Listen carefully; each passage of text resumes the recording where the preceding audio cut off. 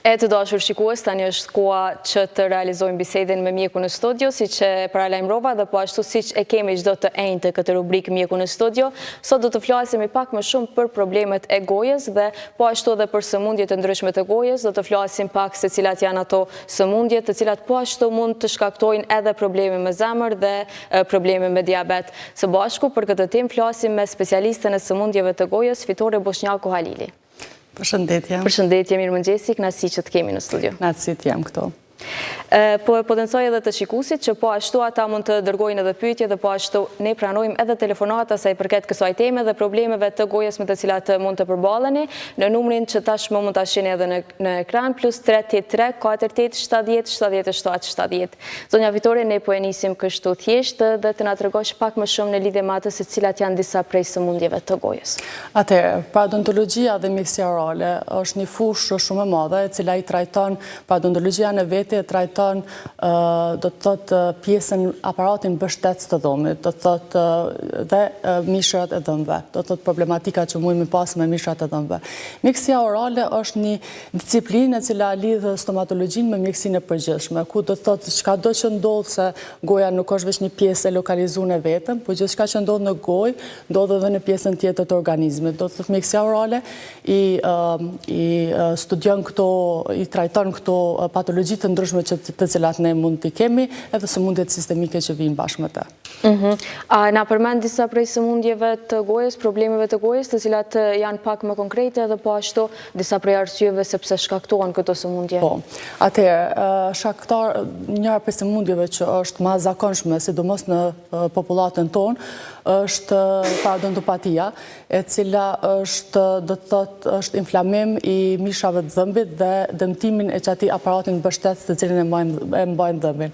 Se ne, do të thotë, fokusohemi kanjëherë vetëm te pjesa estetike edhe shohim domethënë veç pjesën e dhëmbit ku në vërtet ekziston diçka që e mban atë dhëmb. Kështu që aparati mbështetës i dhëmbit është shumë rëndësi.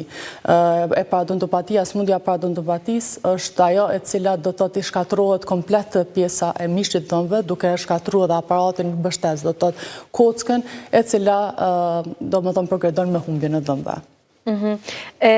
A i njërojmë ne shpesh disa prej shenjave të para të cilat edhe na dërgojnë në humbjen e të gjithë dhëmbëve apo të disa? Atëherë, simptomat e para të kësaj sëmundje janë gjakderdhja lehtë gjatë pastrimit të dhëmbëve, një erë keqe nga goja, një ndjeshmëri e lehtë. Këto simptoma zakonisht neglizhohen prej pacientëve. Du ta ceki që një gingiv ose një pjesë e mishit dhëmbëve e shëndosh nuk gjakos. Ajo gjakos vetëm kur ka inflamacion, vetëm kur ka sëmundje. Kështu që do të thotë, kjo do të thotë çon në atë që kur na i kemi simptomat e para, që atëherë duhet më drejtu stomatologut, jo më neglizhu që është diçka shumë normale. Do të thotë njëra prej shenjave të para është edhe gjakderdhja gjatë pastrimit të dhëmbëve, e cila shihet, do të thotë mund të kemi edhe raste që ndodh shpesh, qoftë në rrethin tonë shoqëror kur diskutojmë kështu, gjakderdhja gjatë pastrimit të dhëmbëve është diçka që ndodh shpesh. Po, është diçka që ndodh shpesh dhe është një ndër shenjat e para, sepse parodontopatia është një sëmundje shumë e heshtur, domethënë ka këto simptomat që pacientat shpesh i neglizhojnë, edhe pastaj do të thotë vetëm kur ja nis dhimbja ose kur ja nis lëvizja e dhëmbit, atëherë vetëm është shumë vonë dhe sëmundja ka avancuar dhe ka progreduar më tutje. Po. A na tregon pak edhe në lidhje me atë se me mënyrën se si pastrojmë dhëmbët në jashtë, a ka ndonjë metodë adekuate se si duhet i pastrojmë dhëmbët, a i lëm disa prej dhëmbëve pa pastruar dhe si është një mënyrë e saktë adekuate? Atëherë, shpesh herë kur vijnë në klinik pacientat, do të thotë kemi raste çdo ditë që pacientat na vijnë në klinikë dhe na paraqiten që do të thotë i pastrojnë dhëmbët rregullisht, po kjo nuk është më shumë te që do të thotë i bojnë rregullisht 2 herë në ditë edhe minutazhin e caktuar. Kjo është edhe te mënyra se si pastrojmë, do të thotë është tek teknika e larjes dhëmbit, që nuk duhet mu neglizhu edhe pjesa se na e lajmë vetëm 60% të sipërfaqes që duhet mi la. E neglizhojmë shumë, e lajmë anash pjesën e hapësirave mes dhëmbëve që aty ku ndodh, do të thotë fillimi i të gjitha inflamimeve dhe të gjitha sëmundjeve. Kështu që pra atë është mirë mu përdor per interdental, fushat interdentale, gjithashtu dhe nuk duhet mulon anash edhe pastrimi i gjuhës, sepse që dim gjuha është një organ do të thotë i cili përveç ato funksionaliteteve që i ka, përmban edhe një sasi të dukshme të bakterëve, kështu që është e domosdoshme mu pastru dhe ajo. A ka rëndësi edhe ajo pjesa se me çka i pastrojmë, sa i përket të pasës dhe brushës që ne i përdorim? Po, tash varet edhe prej ndjeshmërisë, do më thonë, të pacientit, se ka disa paciente që ka nevojë me përdor brusha më të buta, po kjo duhet të jetë gjithmonë në dakordim me stomatologun. Gjithmonë duhet me pas atë konsultën paraprake me mjekun, sepse ka njëherë do të thotë nëse i zgjedhim brushat e gabuara, nuk do të arrijmë ta pastrojmë qatë shtresin, do më thonë, që i nevojitet. A na tregon pak edhe për atë pjesën që përmenda që në hyrje të kësaj bisede, se si mundet me ndiku një sëmundje e gojës në zemër dhe po ashtu edhe në diabet? Atëherë, do të thotë, sidomos parodontopatia, qysh ndikon në pjesën e zemrës dhe sistemit kardiovaskular, është kështu. Na, kur kemi inflamim të mishrave të dhëmbëve, do të thotë, ata krijohen gjepat, të cilat quhen gjepat parodontal.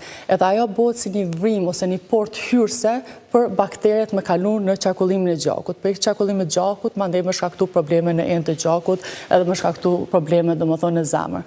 Kurse të diabeti, do të thotë, përderisa kemi inflamim të vazhdueshëm të mishrave të dhëmbëve, atëherë është, do të thotë, kemi më të pamundshme me i kontrollu nivelin e sheqerit në gjak, edhe anastjeltas. Do të thotë, ka shumë rëndësi, sidomos pacientët të cilët vuajnë për këtyre sëmundjeve, është shumë rëndësi kujdesi adekuat. A na tregon, zonja Fitore, nëse ne mundemi, do të thotë, a ka raste që ne mundemi me i humbë dhëmbët pa ndje pothuajse asnjë dhimbje? Po, kjo është njëra prej karakteristikave të dhimbshme që ka kjo sëmundje, ku më kujtohet një vajzë e re kur pat ardhë në klinik, na u pat drejtu dhe pat ardhë vetëm që do të e ka pas pa një zhveshje, do më thonë një do këtë dhëmbi pakes ma i zgjatur. Kjo për shkak që e ka hu pjesën, ka nisë mi humbë dukshën pjesën e do më thonë mishave të dhëmbe, edhe ka nisë mi humbë edhe aparatin bështetës të ti. Kur ka pyet pacientja, doktoreshun i laj rregullisht dëmt, pse ka ardhur te kjo, ajo përgjigjja jonë si profesionist ka qenë që do të thotë na përveç që i neglizhojmë këto simptomat e para që na duken shumë normale, edhe nuk jemi të vetëdijshëm, nuk jemi të edukuar mjaftueshëm për mi ditë shenjat e hershme të kësaj sëmundje. Po cilat janë disa prej shenjave të hershme që mbasi janë edhe një alarm serioz sa i përket kësaj pjese? Çdo gjakderdhje, sado e vogël, do të thotë çdo ndryshim i ngjyrës së mishit të dhëmbëve është do të thotë prej simptomave më të hershme që mundet me qenë që duhet me lyp domethënë trajtimin adekuat. A na tregon pak sa herë në ditë ose cila është idealja për me i pastru dhëmbët edhe me kujdes për ta? Po, idealja është 2 herë në ditë, do të thotë qysh edhe e dim, në mëngjes dhe në mramje. Kohëzgjatja e pastrimit të dhëmbëve duhet me qenë 2 minuta, do të thotë jo më pak. Pastrimi duhet të bëhet në mënyrë të rregullt. Teknika duhet të jetë të pastrohet butësisht prej mishit të dhëmbëve, domethënë se pjesa ku takohet mishi i dhëmbëve me dhëmbin është pjesa ku që aty kemi problematimin kryesore. Edhe duhet të bëhet normal në mënyrë rrethore, butësisht, jo me forcë, edhe jo në mënyrë ashtu poshtnal, do të thotë. A na tregon pak se a na ndikojnë po ashtu edhe ushqimet që i konsumojmë do të thotë në dhëmbë? Po, tash na që shedim, ushqimet të cilat përmbajnë shumë sheqer, ushqimet të cilat janë shumica ushqimeve të pashëndetshme, normal që kontribojnë atë që kemi me pas më shumë sasi, do më thonë, të sheqerit, të cilat bakteret ushqen me atë, do më thonë, me atë ushqim dhe mandene na krijojnë inflamacionet të ndryshme. Kështu që është shumë rëndësi, sidomos edhe të moshat e reja, të fëmijët të cilin sapo ja ka nisë mu ushqy, është shumë rëndësishme mi u japë do më thonë në mënyrë të lëngshme, po do më thonë me pjesë të forta, për shkak që përveç zhvillimit të muskujve që duhet fëmija të zhvilloj, edhe do të thot e mbron dhëmbin për shkak që do të thot ushqimi i fortë nuk e lën atë krijimin e pllakut, edhe do të thot ndihmon shumë më shumë mbajtjen e higjienës më të pastër. Zonja Fitore, ne folëm pak në fillim edhe sa i përket mishit të dhëmbëve, po diçka që mbase mundet me ndiku shumë është edhe pjesa e duhanit. A ndikon kjo edhe çysh ndikon? Duhani është një nga faktorëve më të rrezikshëm. Do të thotë se ai përveç që ndikon drejt për drejt në mishin e dhëmbëve, duke krijuar ato gurë që krijohen për rreth domethënë qafës së dhëmbit, që na pamundson neve larjen e rregullt të dhëmbit, përderisa krijohet ajo shtresë, neve edhe na maskon ato shenjat e para, domethënë na maskon inflamimin ose gjakderdhjen për shkak të efektit të tij. Kështu që duhani gjithsesi kontribon në smundjen e mishave të dhëmbëve. Edhe ne e dim se mbase jo vetëm këtu në vendin tonë, po besoj që mbase mund të jetë edhe tek njerëzit të tjerë në botë, vizitat te dentisti nuk është që ju bëjmë shpesh, nuk është që ju rrim shumë gati kësaj pjesës së dhëmbëve, vetëm kur kemi dhimbje ose kur kemi nevojë të bëjmë ndonjë ndërhyrje, intervenim apo diçka. Sa është e rëndësishme që ne të shkojmë te dentisti? Tash, higjiena orale, shëndeti oral i gojës, nuk është luks, do të thotë është pjesë e shëndetit që nuk duhet mu neglizhu.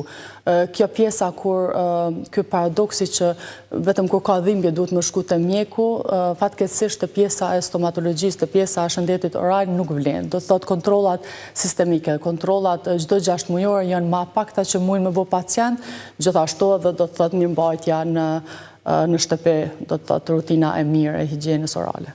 Ju personalisht pse mendoni se ne bëjmë vizitat te dentisti vetëm atëherë kur kemi dhimbje? Po atëherë do të thotë kur ja nis dhimbja është një faktor që ty të irriton, do të thotë edhe nuk është motë estetika te pjesa ku shihet, po të këto vështirësit, po do të thotë edhe çdo pacient do më largu dhimbjen.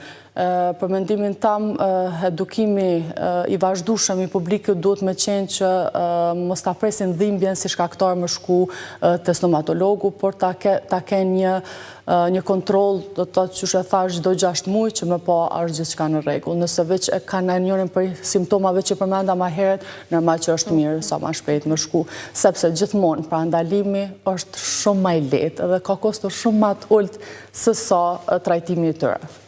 A na tregojnë pak, ne e dim se, si që përmende, kujdesemi pak më shumë sa i përket pjesës estetike dhe në momentin kur nuk kemi dhimbje, mbasi shkojmë e bëjmë një intervenim vetëm për me u dok bukur, edhe sa janë të rrezikshme këto pjesët që bën mbushja një dhëmbi ose rregullimi i një dhëmbi vetëm sa për me mbyll hapësirën, vetëm zbardhimi e këto gjëra të tjera, a ndikojnë që ne ta dëmtojmë pak a shumë qoftë mishrat e dhëmbëve ose qoftë edhe dhëmbët tonë. Edhe strukturën.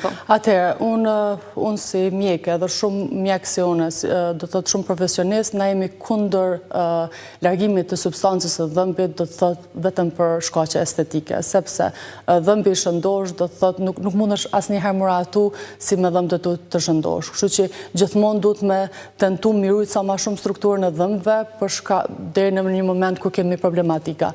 Kështu te pjesa estetike, shumica pacientëve dhe shumica trajtimeve që kërkohet është zbardhja e dhëmbëve.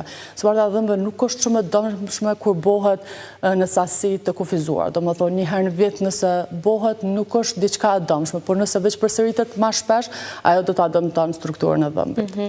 Edhe cila është diçka ndonjë gjë thjesht që ne mund ta bëjmë çdo ditë dhe në këtë mënyrë mund të shmangemi qoftë problemeve me dhëmbë, qoftë edhe sëmundjeve, problemeve të tjera sa i përket të gojës.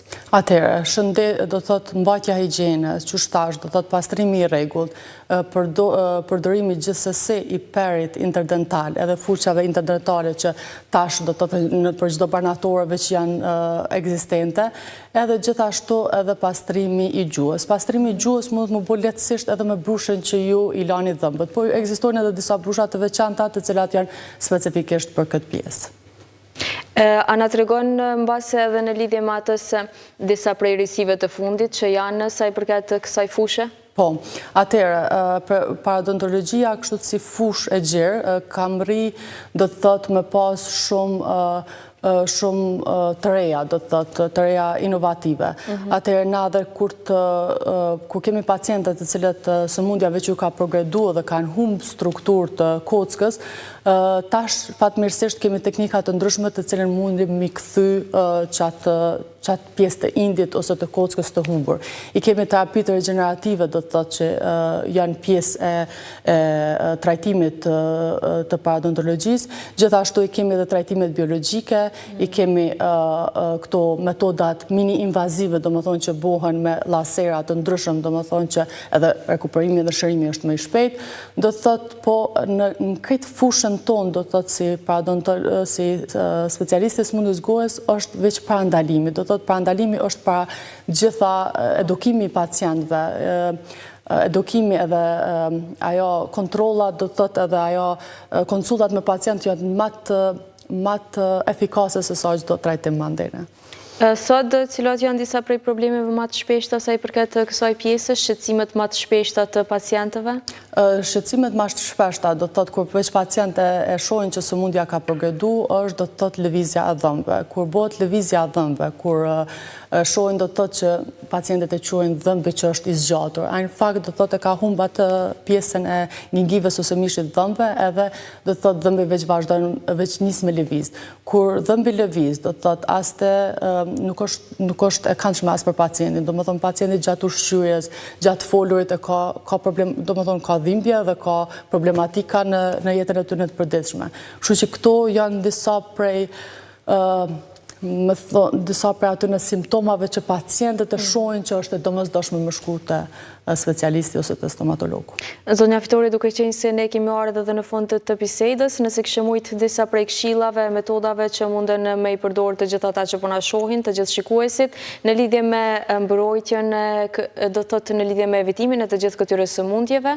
Po, ajo do të thotë fjalia cila kisha dashur m'ia përcjell publikut është që edhe pjesa e gojës është pjesë do të mbajtja e higjienës të përgjithshëm, edhe mbajtja e një organizmi të shëndetshëm. Kështu që gjithsesi të kujdeseni në shtëpi edhe të merrni, do të thotë, të merrni mundin me shku në vizitat e specialistin në çdo problematikë ose në çdo shfaqje të një simptomi që më herët nuk ka qenë i pranishëm, gjithashtu edhe kontrollat çdo 6 muaj gjithçysh te stomatologu.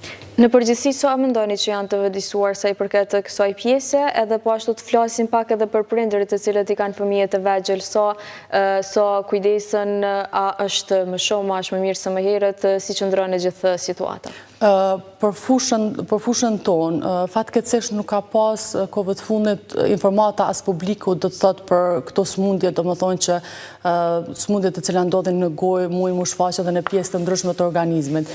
Pacienta do të thotë kur kanë pas sëmundje të sistemeve të ndryshme, së pari do të thotë doktori përkatës i ka dërgu të na, se ka ditë që ajo fillimi ose starti i asaj sëmundjes ka nis prej pjesës së gojës, do më thonë prej mungesës e higjienës orale. Kështu që do të thotë, kur flasim për pjesën e prindërve, i kisha këshillu gjithë prindërve që mos më nis me pastru pjesën e gojës fëmijës vetëm kur ja nisim i dalë dhëmbët. Do të thotë pastrimi i gojës fëmijës duhet mu bo prej momentit që lind. Momentin që lind, fëmija dim që nuk ka dhëmbë. Do të thotë, po, mirën gazat sterile dhe gjithmonë sidomos fëmijet ose bebet ose të përsalindurit të cilët ushqen me gji, është mirë m'ju pastru gojen me gazat sterile çdo ditë. Pastaj, kur nisë dalja e dhëmbëve, është mirë do të thotë përveç që edhe edukon fëmijën që edhe mëson fëmijën që kjo duhet të jetë pjesë e rutinës si larja e trupit e larja e kokës, që prej në moshat ma të vogla me pa që kjo është pjesë e rutinës tëre që mos më has mandeni në vështirësi ma vonë. Kështu që ajo këshilla jam e prindërve është që do të thotë sidomos në moshat e hershme kur fëmija është i vogël, mja japë fëmijës brushin që ai mi pas si knatësi, kështu që atë kur ka nevojë që dojmë i bo gjanat vetë kur nisin mu rrit, po normal mos milon veç me qaq, se fëmija normal që ka nevojë për atë udhëzimet tona, kështu që t'ja pastrojmë dhëmbët fëmijëve sa më shumë edhe të jetë diçka që duhet të jetë diçka kyçe në rutinët në tyre të përditshme. Zonja fitore, ne të falenderojmë shumë për të gjitha informacionet dhe falenderit që ishe këtu me ne. Faleminderit për ftesën. Kënaqësi shumë. E tani të dashur shikues, ne do e vazhdojmë programin e mëngjesit me një material tjetër që na tregon pak më shumë se si ta mbajmë motivin në momentin kur nuk kemi mbase edhe shumë dëshirë për të ushtruar. Ta ndjekim bashkë materialin dhe rikthehemi përsëri.